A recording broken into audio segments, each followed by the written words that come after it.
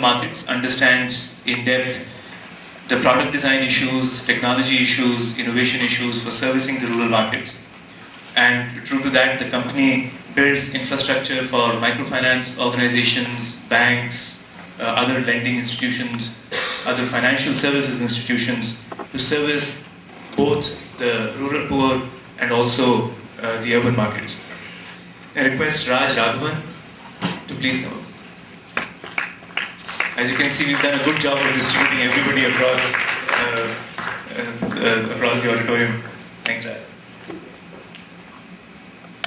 So Raj is the Vice President for a company that spans many continents. He's the Vice President for emerging markets of Classify.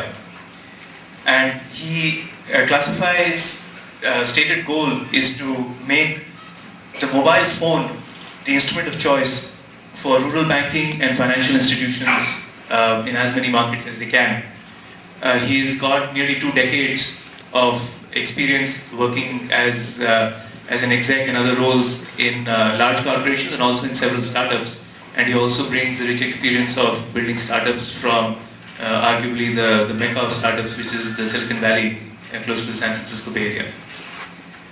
And can I last request Naveen from MCheck, please come up. And Naveen is a director for market development at MCheck. He's responsible both for marketing and business development functions. He's worked at several companies in India and helped them become brand names. These include companies like Airtel and Vodafone both. I don't know how he managed to go from one to the other without getting killed. Sifi, HP, Cadbury's, and he's had marketing roles and P&L responsibility at most of these companies. So as you can see, we've got a fairly rich spectrum of folks who understand the microfinance and the mobile payments and how these two come together. And I look forward to get educated as much as you do in terms of how all of these interrelate. And both of these are often talked about in the same breath because when one goes to markets where there is not the ability to walk over to an outlet of a bank where it doesn't make sense to put in place large tellers and stuff like that, then clearly the mobile device pops up again and again, as has been exemplified in companies like Kenya and South Africa, I beg your pardon, and Philippines also, if I'm not mistaken, a fair bit of penetration. And of course that begs the questions like for us in India, how come all of these countries have been able to successfully do so much from the perspective of moving money using mobile devices, microfinancing, having microfinance take advantage of mobile devices, and yet we are still sitting here and talking about how and why these all relate, as opposed to seeing real examples of them happening in the field. So starting from questions as profound as that to as mundane as how do people who are in this business make money, because all of you are in this business, we should have light on several of these spectrums. I personally am invested in a company that takes advantage of these instruments, a company called Grahak, which does mobile commerce, and hence it also looks for having mobile payments as a way that it can allow its own customers to efficiently pay for goods that they purchase on Grahak's device. And there also we find that the penetration is growing, but not at levels as we would like. So without more ado, I'll hand it over, and shall we just go in this order, starting from you and talk through things. My request would be to the panelists to restrict themselves to around 5 minutes. Hopefully all of you will give us all good questions to have them addressed. And we've also requested the panelists to talk about the issues at large and resist the temptation of talking about their companies too much. Given entrepreneurs, that is always something we would like to do. But nevertheless, you will also find out more about what their companies do. Shall we start with you? Thanks.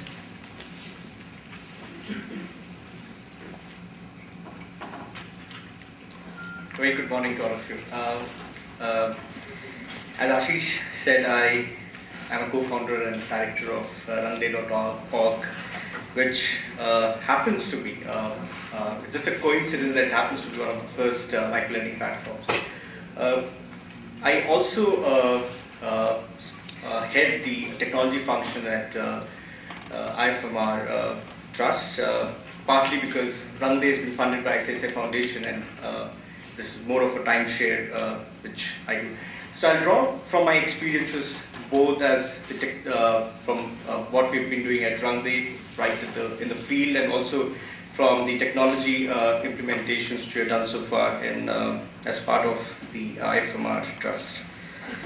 I'll restrict myself to give you a quick introduction on what Runday is all about, and then quickly go through the market segment and how can we define this, and what does that mean in the microfinance space. I'll restrict myself to the microfinance space and also talk about some challenges which are currently faced by MFIs in this space. Runday is an online platform which allows individuals like ourselves to participate in this sort of phenomenon in India, which is microfinance. Each one of us can go online and lend to a borrower or from a low-income household from as little as 1,000 rupees. Coming back to what we're trying to do at IFMR Trust is that we also look at, we have a mission of access to finance and in remote rural India. So now in terms of the market, what do we have in the market segment, specifically in the microfinance? If you look at it, how does a borrower in a microfinance space, it all boils down to how a borrower perceives a mobile phone. Now, if you were to say that the perception is that the person uses this mobile phone to talk, to communicate, then I think the penetration would be a challenge. But the moment we say that you could also use to make payments, utility payments, then yes, you buy in some more customers. But the moment you say that pretty much this is what you can do, then I think penetration will be a challenge. I think we have to change the perception and make the customer see some value proposition. And this would happen only if we look at some more value-added services. And one of the very interesting case studies here is that there is an exciting startup in Mumbai, it's called Chowpatty. They have started with a new initiative, which is mobile classifieds.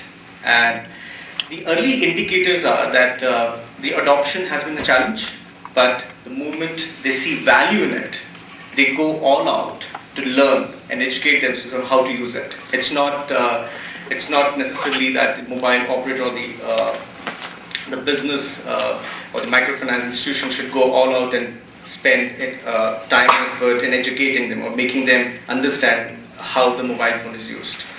So clearly the market exists, the opportunity exists, but it all depends on how we change the perception of the end customer.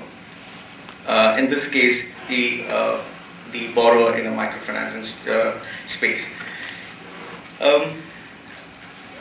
Let's also look at some of these challenges which microfinance institutions are facing, and let's quickly look at the institutions which have made significant difference in the microfinance space in India.